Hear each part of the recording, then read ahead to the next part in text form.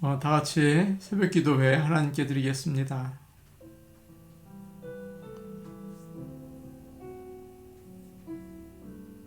내가 너희를 고아와 같이 버려두지 아니하고 너희에게 오리라.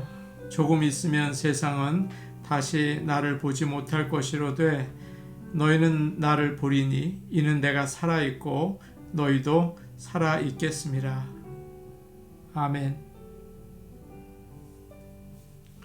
다 함께 찬송가 278장 부르겠습니다. 278장입니다.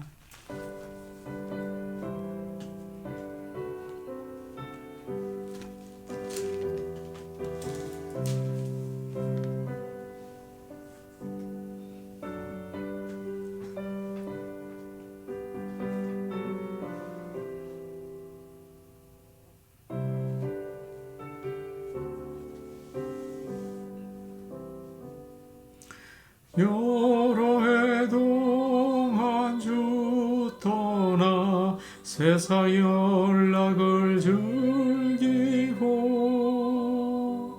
저 흉악한 죄에 빠져서 좋은 해를 잊었네.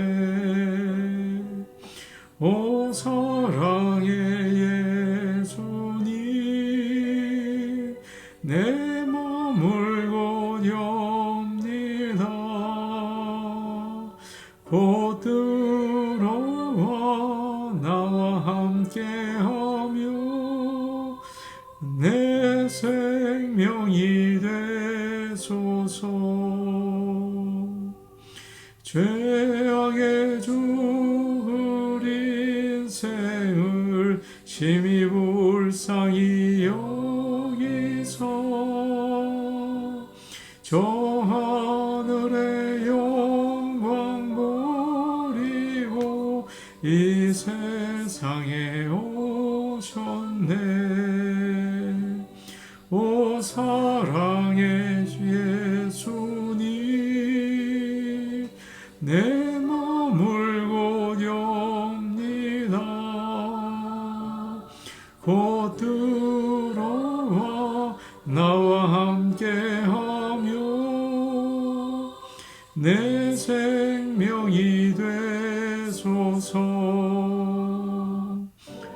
보를 입은 구주는 가시멸류관 쓰시고 저 십자가 높이 달리사 그 아픔을 참았네. 오 사랑의 예수님 내 몸을 곧이옵니다. 곧 들어와 나와 함께하며 내 생명이 되소서. 미련한 우리 인생은 주의 공로를 모르고 그 쓸쓸한 사막 가운데 늘 헤매고 다녔네. 오 사랑의 예수님 내 맘을 곧이옵니다. 곧 들어와 나와 함께하며 내 생명이 되소서. 아멘.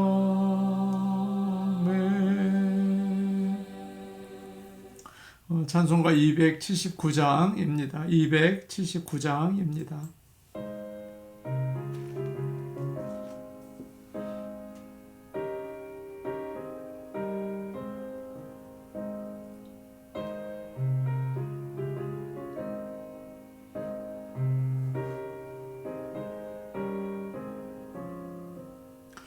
이 인내하신 곳에 주여 내가 비오니 죄인오라 하실 때에 날 부르소서. 주여 주여 내가 비오니 죄인오라 하실 때에 날 부르소서. 자비하신 보좌 앞에 꿇어 엎드려 자복하고 회개하니 믿음 주소서. 주여 주여 내가 비오니 죄인오라 하실 때에 날 부르소서. 주의 공로 의지하여 주께 가오니 상한 마음을 고치시고 구원하소서. 주여 주여 내가 비오니 죄인오라 하실 때에 날 부르소서. 망복 근원 우리 주여 위로하소서. 우리 주와 같으시니 어디 있을까. 주여 주여 내가 비오니 죄인오라 하실 때에 날 부르소서. 아멘.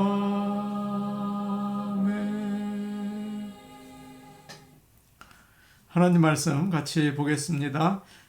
구약성경 호세아 12장 7절에서 14절 말씀입니다. 호세아 12장 7절에서 14절 말씀입니다.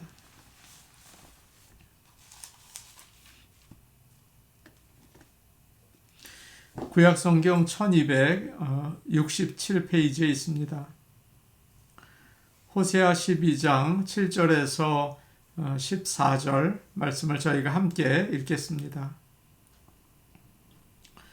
그는 상인이라 손에 거짓 저울을 가지고 속이기를 좋아하는도다.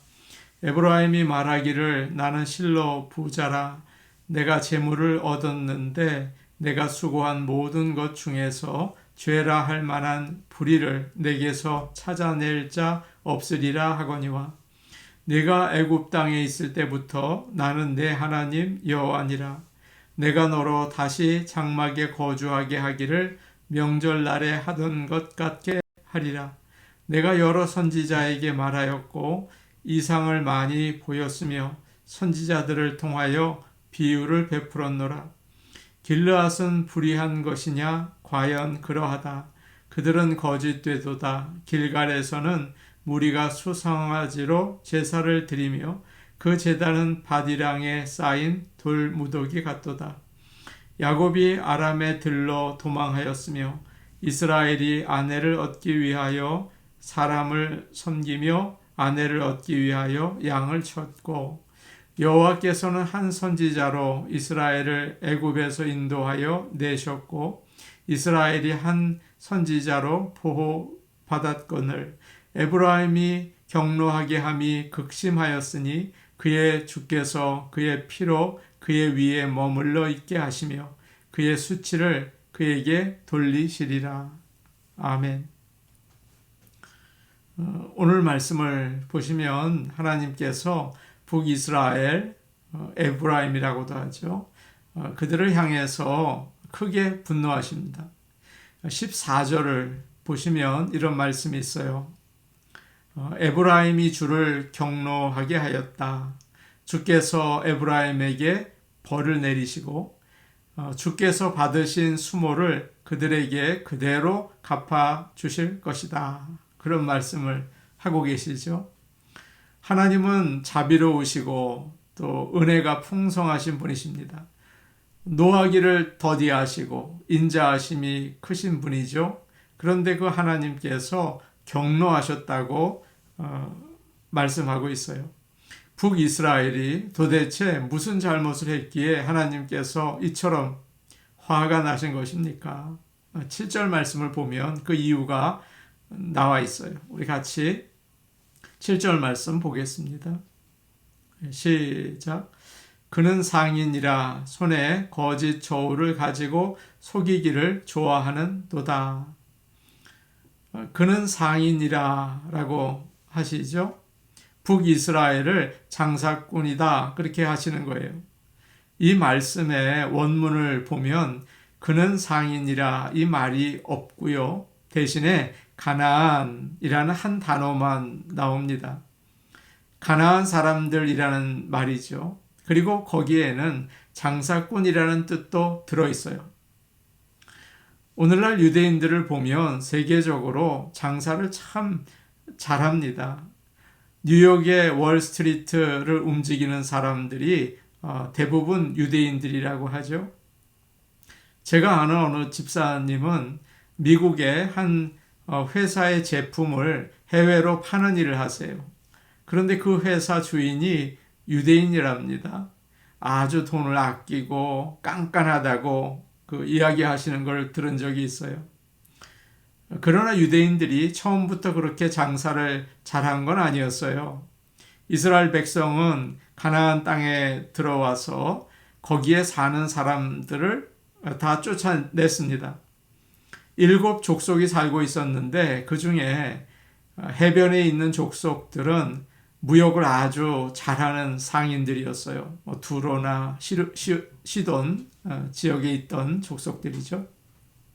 이스라엘 백성들은 그들에게서 장사를 배운 것 같습니다. 그래서 하나님께서는 지금 북이스라엘을 가리켜서 너희는 상인이다, 가나안 사람이다, 장사꾼이다 그렇게 말씀하시는 거예요. 이스라엘 사람이 장사를 하면 안 됩니까? 누구나 먹고 살기 위해서 장사를 하잖아요. 그런데 왜 하나님께서 이렇게 경노하시는 것일까요? 문제는 북이스라엘이 나쁜 장사꾼이었다는 거예요. 그들은 가짜 저울을 가지고 손님들을 속였습니다.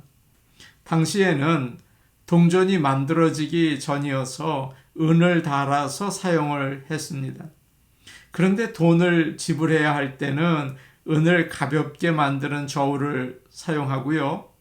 실제로 2파운드인데 재보면 1파운드 그런 것이겠죠. 돈을 받을 때는 은을 무겁게 만드는 저울을 사용했어요. 이렇게 속이면서 장사를 했습니다. 우리 하나님께서는 이런 것을 아주 싫어하시죠. 이런 말씀이 있지 않습니까? 잠언 11장 1절 속이는 저울은 여호와께서 미워하시나 공평한 추는 그가 기뻐하시느니라. 성실하게 정직하게 장사를 해야 합니다. 하나님의 백성이 하나님보다 돈 버는 것을 더 중요하게 생각했어요. 욕심이 죄를 낳은 거죠. 하나님은 이스라엘 백성이 가나안 땅에서 하나님의 백성으로 살기를 원하셨습니다. 그래서 모세와 여호수아를 통해서 계속 말씀하셨죠. 너희가 가나안 땅에 들어가면 절대로 가나안 사람처럼 되지 말아라. 그런데 똑같이 된 것이에요. 하나님의 백성의 최우선 순위가 무엇입니까? 장사를 해서 돈을 많이 버는 것입니까? 아니죠. 물론 열심히 일해서 먹고 살아야겠지만 가장 먼저 하나님께 영광을 돌리고 하나님 중심으로 살아야 하는 것입니다. 예전에 사람들은 에브라임 그러면 하나님을 떠올렸어요. 하나님과 함께하는 백성.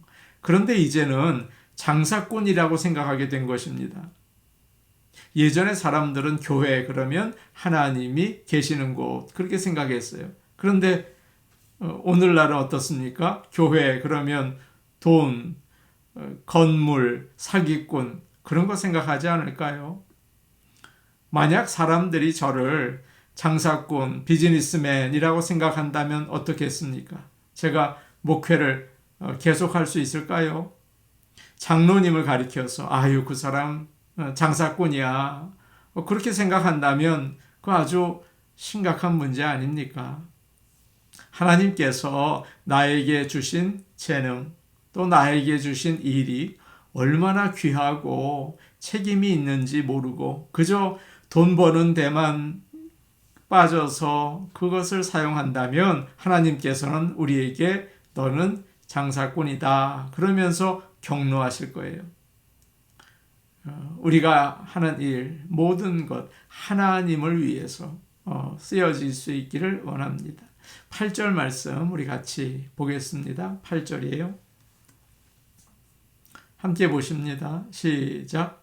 에브라임이 말하기를 나는 실로 부자라 내가 재물을 얻었는데 내가 수고한 모든 것 중에서 죄라 할 만한 불의를 내게서 찾아낼 자 없으리라 하거니와.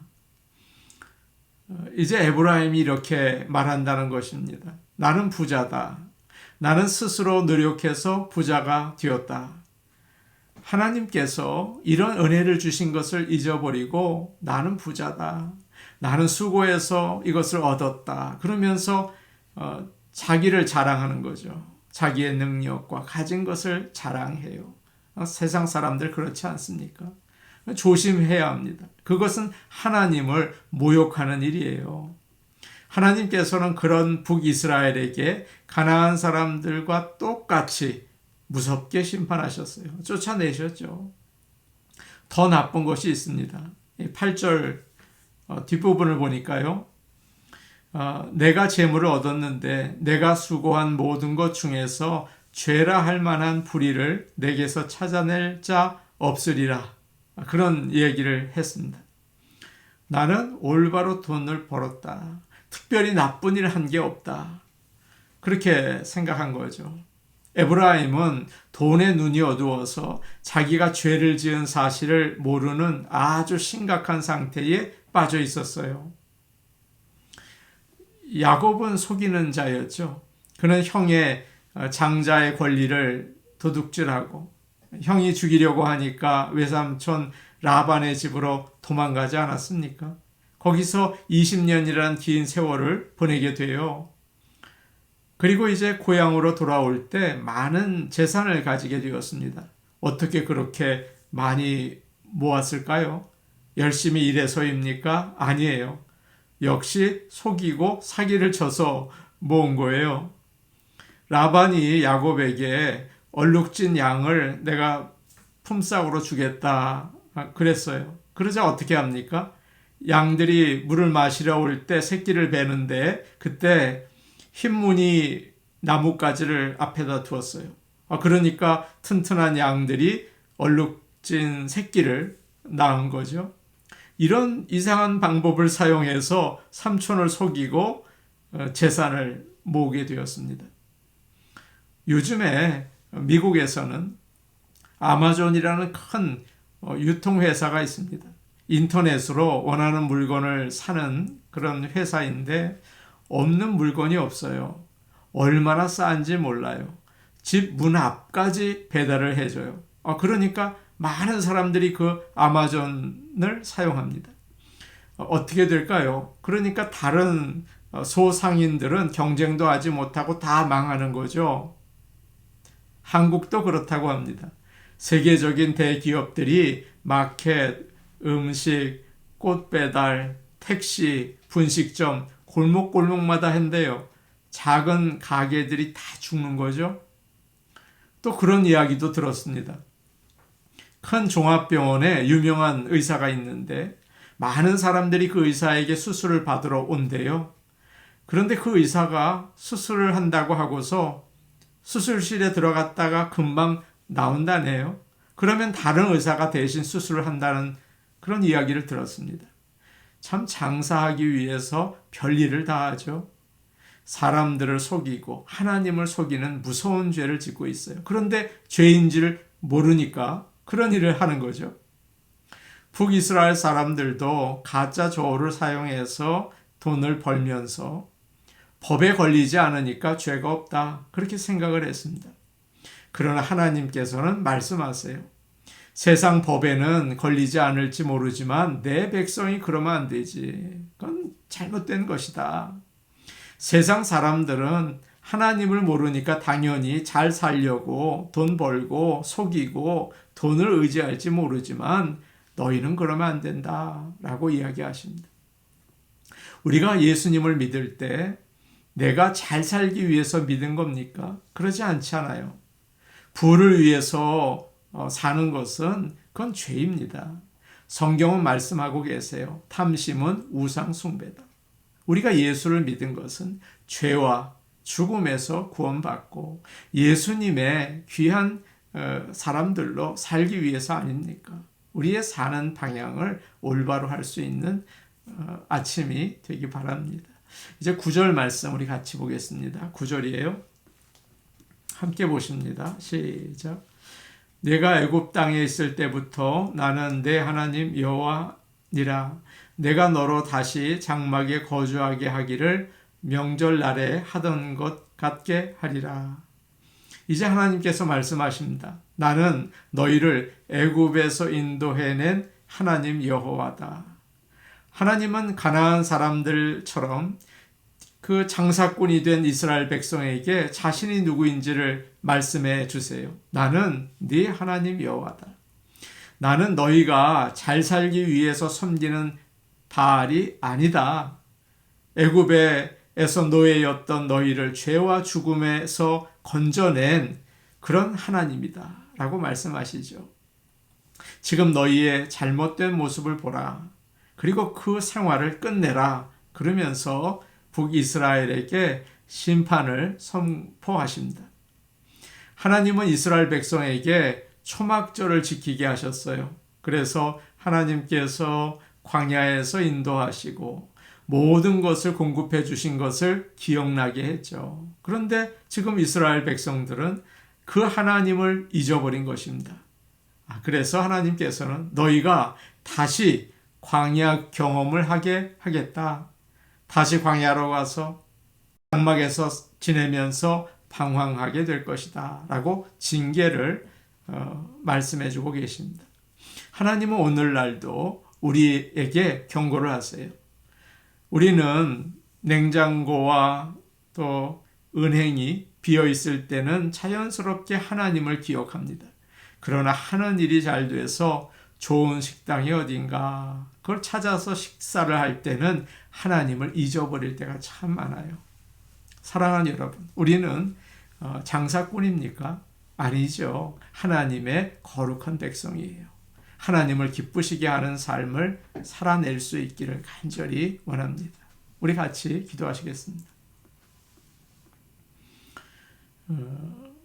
우리는 너무 많은 죄를 짓고 삽니다. 특히 재물에 대한 욕심으로 하나님보다 더 좋아하고 하나님보다 더 의지할 때가 있어요.